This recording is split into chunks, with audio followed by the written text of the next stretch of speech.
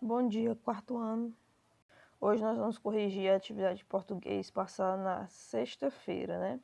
A atividade é uma interpretação escrita, ou seja, interpretação de texto, que se refere ao texto teatral da página 54, né? É um texto teatral.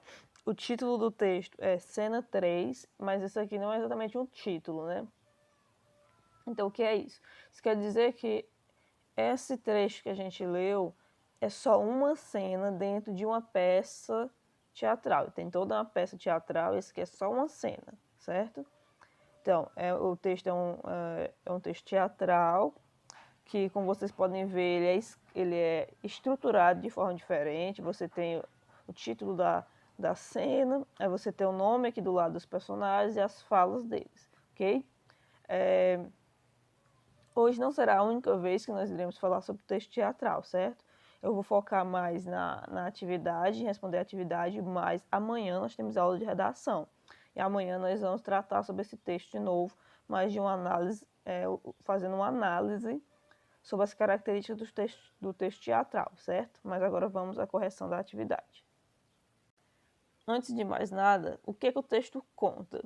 O texto conta a história da princesa, que, como qualquer princesa de conto de fadas, foi amaldiçoada pela bruxa má, pela fada má, no caso, e estava presa na torre, dormindo, esperando pelo príncipe. Mas qual é a diferença?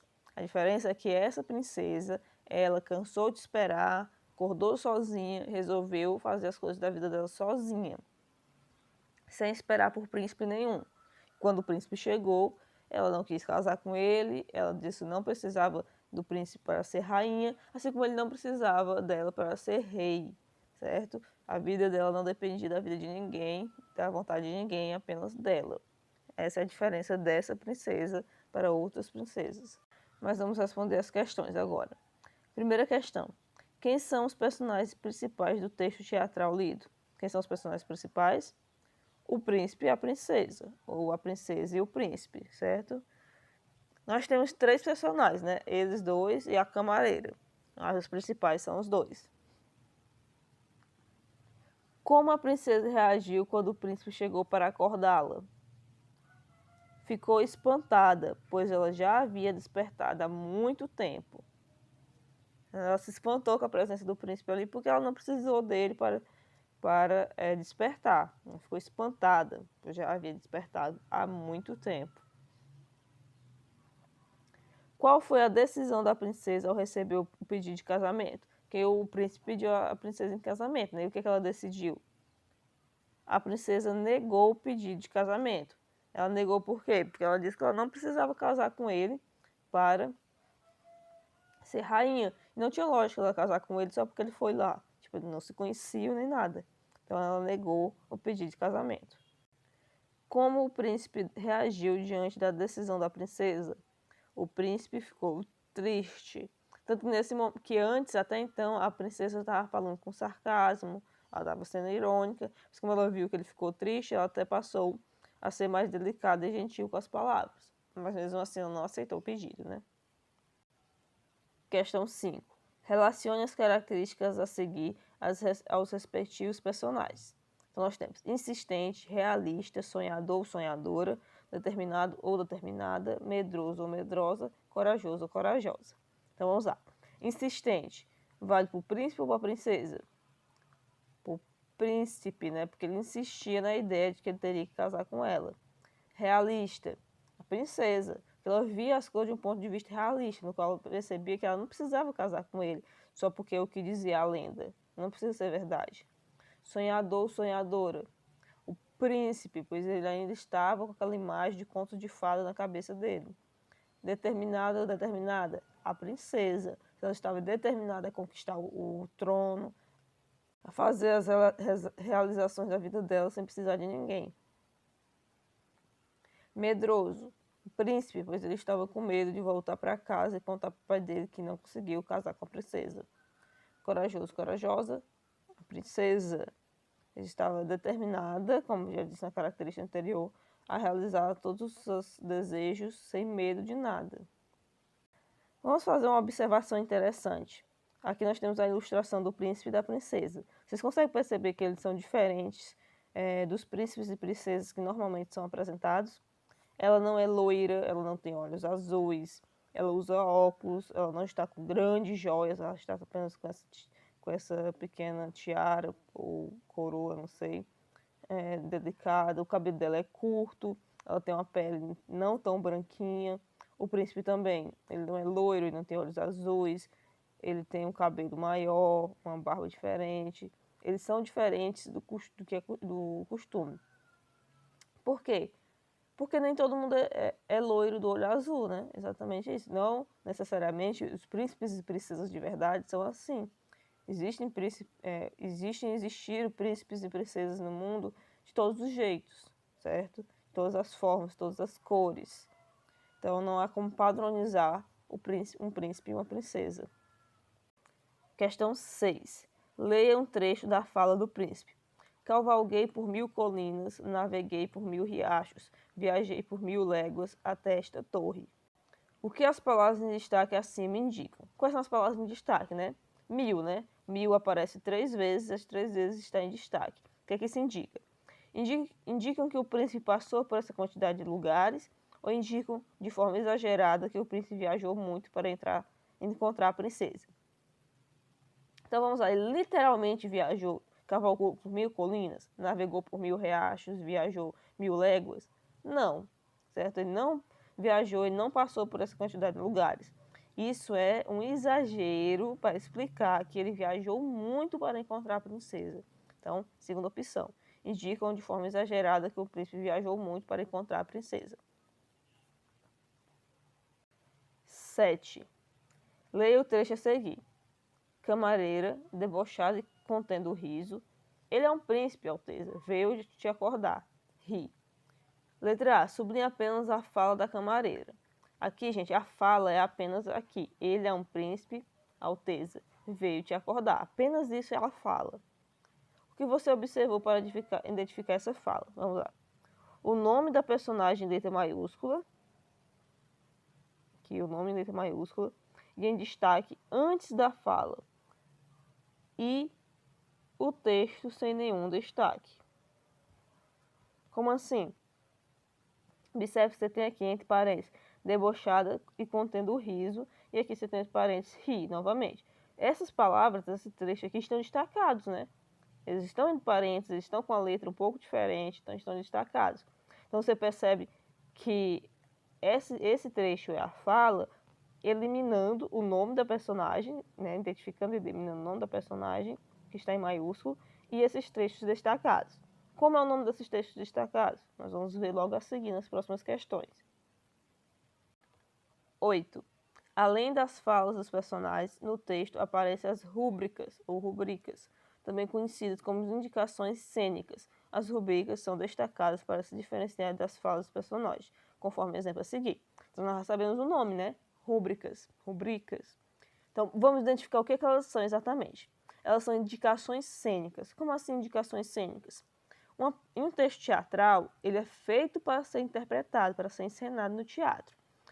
Nesse texto, você não vai. O ator, quando ele pega o texto teatral para ele ensaiar, ele não vai ver lá só o nome do personagem dele, só a fala do personagem dele.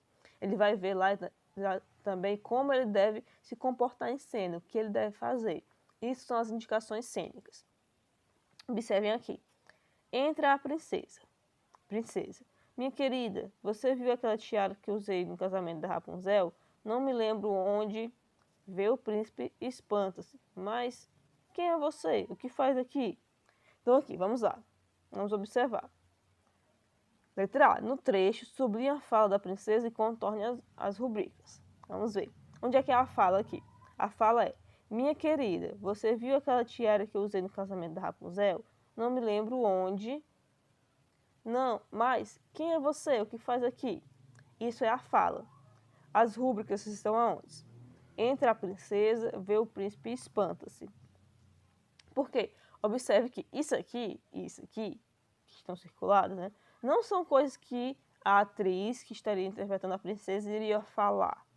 É o que ela iria fazer. Entra a princesa. Isso quer dizer que a princesa não estava em cena e ela entra na cena. Aí aqui ela está falando, não me lembro onde, aí, vê o príncipe espanta-se. Quer dizer, no momento que ela estiver falando isso aqui, o príncipe vai estar lá, vai aparecer, a princesa vai ver ele e vai se assustar, vai se espantar. Então ela vai continuar a falar. Então, essas são as rubricas, as indicações cênicas, indicam o que o ator tem que encenar naquele momento.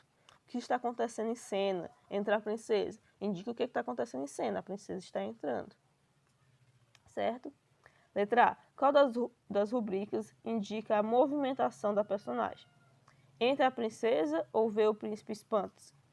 Entra a princesa, né? Que indica que a princesa está chegando, indica a movimentação dela.